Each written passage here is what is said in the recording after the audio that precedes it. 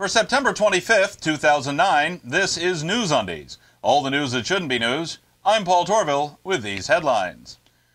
It appears that there's a battle to see who will be the voice of the conscience of conservatism in America.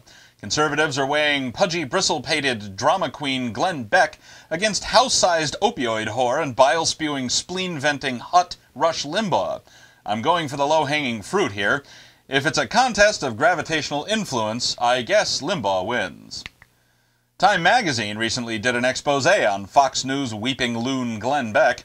The title of the article was, "Is Glenn Beck Bad for America?" A simple direct question requiring a simple direct answer.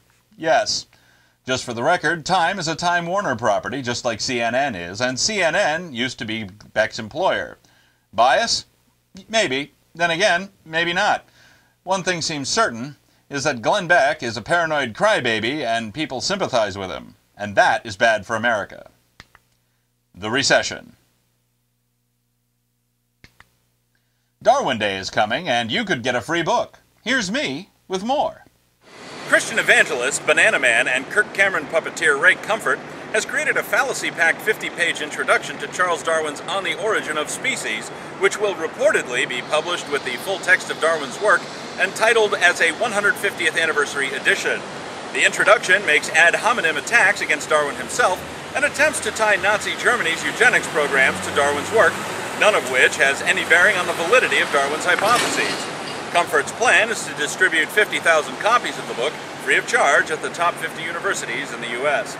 Some atheist activists have stated that the thing to do is just show up at the universities, snap up as many copies as possible, and rip out the 50-page introductions.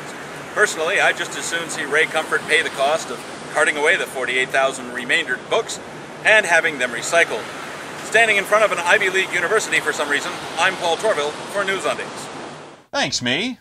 More news after this. Hey gang, it's time for celebrity birthdays once again. I got my cake hat on, let's rock! For Saturday the 19th, James Lipton, Adam West, and Jeremy Irons. For Sunday the 20th, Jay Ward, dead. Joyce Brothers, old but not dead.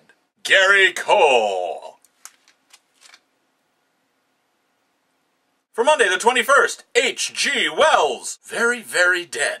Chuck Jones, not quite as dead, but dead. Henry Gibson, dead. For Tuesday the 22nd, Tommy Lasorda, Tony Basil, and Debbie Boone, whose life, apparently, we light up. For Wednesday the 23rd, Mickey Rooney, John Coltrane, dead. Ray Charles, dead. For Thursday the 24th, F. Scott Fitzgerald, quite dead. John Young, astronaut. Linda McCartney, dead. Mercifully, dead. Friday the 25th, Robert Gates, Christopher Reeve, dead. And Heather Locklear. That's it for celebrity birthdays. I'm Paul Torvill, and I am done! Former penal colony Australia took a huge moral and ethical leap ahead of the U.S. recently when Christian Rossiter, 49, died. Rossiter, a nursing home-bound quadriplegic, had asked his caregivers more than 40 times to stop feeding and hydrating him. Finally, he sued. Judge Wayne Martin ruled that Rossiter had the right to direct his own care to include refusing food and water. Right to Lifers in Australia disagreed. Veronica Andrew, president of Right to Life Australia, felt he should have been given mental health treatment for his depression. The Rapture. Again. With autumn finally here, New Englanders are hoping for an upturn in tourism. Here's me with more. Fall foliage followers are expecting a spectacular display of color due to a particularly rainy summer this year. This raises a new twist on an old question. If a leaf turns in New England and there's no one there to gawk at it, does it still make the innkeeper money? Standing in front of some trees for some reason, I'm Paul Torvill for News Undies. Thanks, me. More after this. The United States has been militarily involved in Afghanistan since late 2001 and in Iraq since early 2003. Have objectives been achieved? Are we done? Is there any point in staying? Here are Pig and Sheep with their thoughts. We can't pull out of Afghanistan and Iraq. I mean, we have to fight them there so we don't have to fight them over here. And besides, nobody wants to be the last one to die for a mistake. Oh boy. Firstly, the United States picked both those fights. Both conflicts are the result of the U.S. invasions of sovereign nations. To have invaded these countries on faulty assumptions and bad intelligence is contrary to the presumption of innocence until guilt is proven, which is a basic human right afforded by the U.S. Constitution. Secondly, the notion of being the last one to die for a mistake harbors a conceit hidden in plain sight.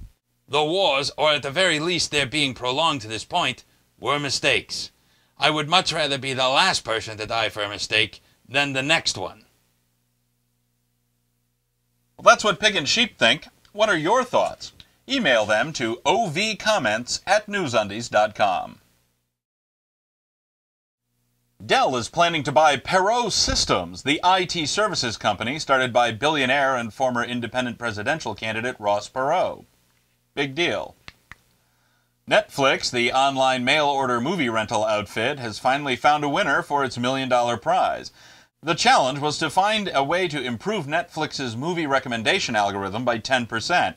The challenge was issued back in October 2006, and the $1 million prize is expected to be distributed evenly among the 7 members of the winning team, which means each of them makes about $70,000 for each year they spent on the project. Not bad, but not great for a software engineer of the caliber needed for this project. Then, of course, there's the deeper question of why can't we get people to work this hard on real problems that plague society for such modest sums? Nicole Smith, you remember her, right? The Michael Jackson of people famous for nothing worthwhile. Well, it turns out her doctors knew more than they were telling. Oh, and they were stooping her. Michael Jackson, you remember him, right? The Nicole Smith of people with some measure of talent. Well, it turns out that now that Jackson's body's been buried, the criminal investigation of his death is switching into low gear from neutral. Apparently, this is a positive step. We'll have more after this.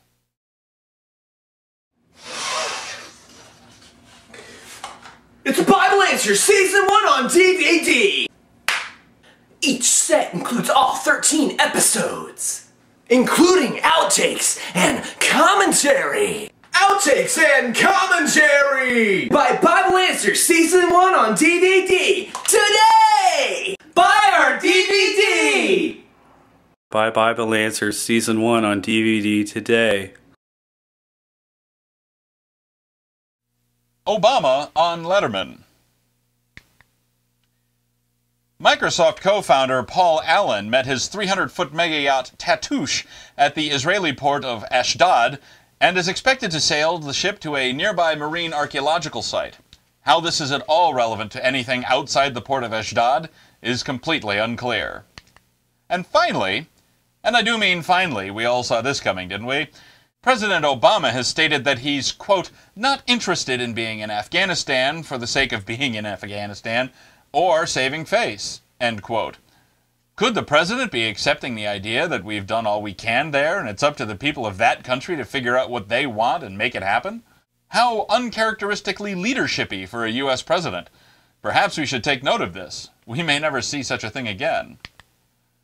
Well, that's all for this edition of News Undies. Remember, if you see news that shouldn't be news, send your story ideas to undies@newsundies.com. Thanks for watching. Until next time, I'm Paul Torvill.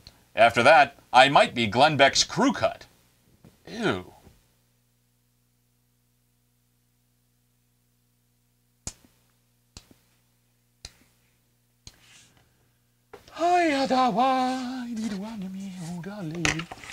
La la la, oh yeah,